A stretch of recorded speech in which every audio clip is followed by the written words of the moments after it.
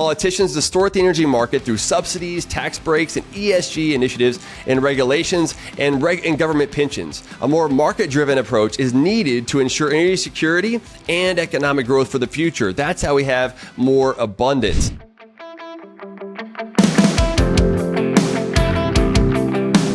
Hello. Welcome to this week's economy. I'm your host, Dr. Vance Ginn. Thank you for joining me again today. Please go out and rate and review this wherever you get this on whatever platform, and also share it with your friends and family. I would greatly appreciate that. Well, in the news, we've got a lot going on, so let's get straight to it. In the news, states are discussing various proposed legislation addressing artificial intelligence and its safety. In California, SB 1047 would require AI developers to comply with certain rules before developing their models. In Texas, a recent Senate committee meeting discussed the potential pitfalls of AI and the dangers of over-regulating it. Look, I think that by ensuring AI safety is important, of course, we must carefully assess how these regulations will impact economic progress. Over-regulation could stifle innovation promised by new technology, hindering our competitive edge, which is something that we don't want to do. The rise of AI presents a unique opportunity for society to better adapt to challenges and capitalize on new opportunities.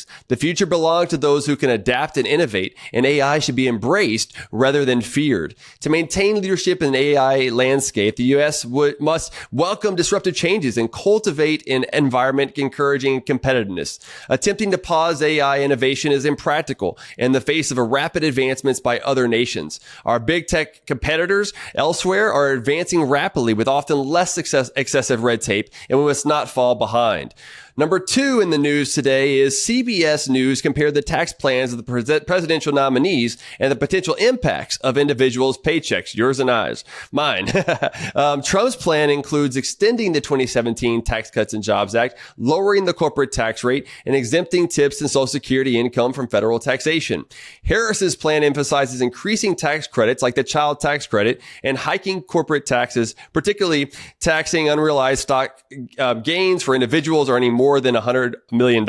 My take on this is that Trump's plan to extend his tax cuts and lower corporate tax rates would benefit the American public and the economy. A broad tax base, right, with low rates is sound fiscal policy and also helps minimize economic distortions that spread the tax burden fairly across the people and don't allow for the booms and bust cycles with economic, with too much government. It coupled with decreased government spending, which is really the problem. We don't have a revenue problem, we have a spending problem. These policies could help fuel economic growth today. However, Trump's proposals to exempt certain income types like tips or Social Security narrow the tax base, and it's only for a very few people as part of the larger population. So instead, we should think about having the broadest base possible and come up with lower rates for everyone. That way, it doesn't necessarily matter if you're on Social Security or you're getting tips. The income that you're paying overall in taxes should go down a little bit for everyone. And that would help us to have more economic growth and incentives and everything else. So you have a net tax cut on people instead of narrowing the tax base and pushing that excess spending onto other people. That's not the direction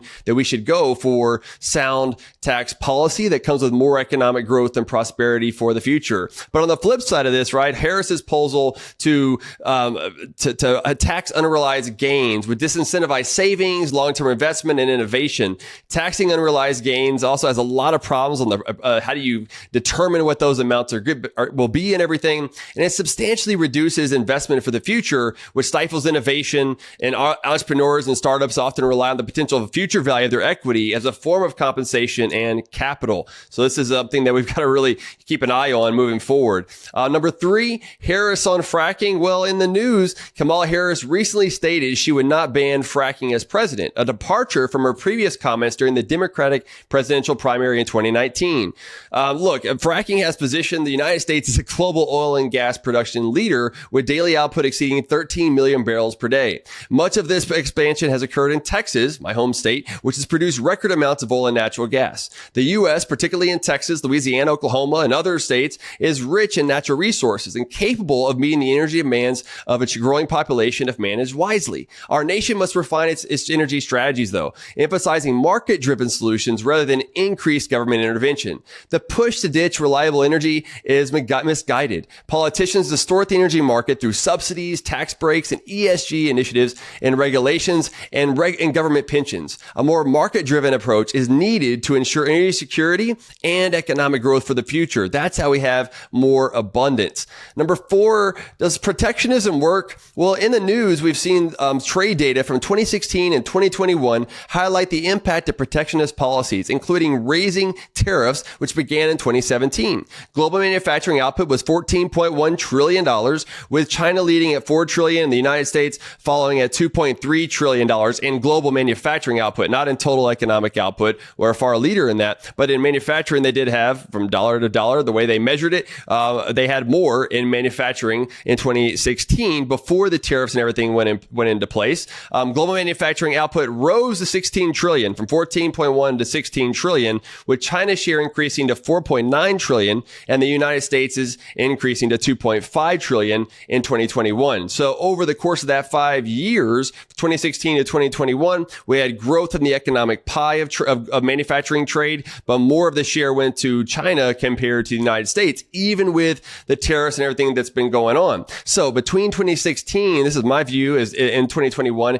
global manufacturing output grew by 13.5%. China's manufacturing surged by 22.5%, while the U.S. saw a more modest increase of 8.7%. This period was marked by significant tax hikes on consumers and producers purchasing imports, particularly in the United States and China. Since 2017, the Trump and Biden administration have imposed $79 billion in tariffs as part of protectionist policies meant to shield domestic industries. Despite these efforts, global manufacturing continued to grow and the economic pie expanded. But China captured a larger slice, increasing its share from 28.3% to 30%. The United States trade deficit with China continued to widen during this period, undermining the goals of protectionism. Focusing solely on the goods trade deficit is misleading because it equals the capital account surplus on the flip side of that same coin. A better metric is total trade volume, the overall amount of exports and imports, which reflects the mutual benefits of exchange. These protectionist policies have failed, stifling economic growth and exacerbating the trade deficit. Rather than insulating the United States economy, they have hindered its potential. To truly prosper, we must end protectionism and embrace free trade, allowing the market to allocate resources efficiently and drive economic growth. Don't miss my show notes where I'll put some maps about, you can look at the different growth in each one of these countries and a lot of other countries too, and see where the global manufacturing has really gone. It's a great map. Don't miss that at my show notes page. Number 5, free IVF from Trump. Well, in the news, in an interview with NBC News, Trump said if elected, his administration would support in vitro fertilization, IVF, and have either the government or insurance companies cover the cost of the service for American women who need it. Look, my take is IVF is a great hope for families wishing for children. As someone who is pro-life like myself with IVF, using IVF and have used it for 2 of our beautiful kids, I recognize its value. However, nothing is truly free. Right? IVF is an elective procedure and taxpayers shouldn't be asked to foot the bill for it. This is especially critical when the country is running $2 trillion deficits. Candidates need to stop handing out entitlements like candy to win votes, especially when such promises are not aligned with the limited roles outlined in the United States Constitution and given the other situation. I'm hopeful that many more people will have babies and that we will get to overcome many of these obstacles that are in the way. But I also hope that charities will step up, that others in the private sector and the nonprofit sectors will go out and start helping out with this instead of getting the government involved. I don't believe that that's the role for government to be involved with that. So this is something that I think is going to need to take a bigger look. But I wanted to share my thoughts a little bit on that today.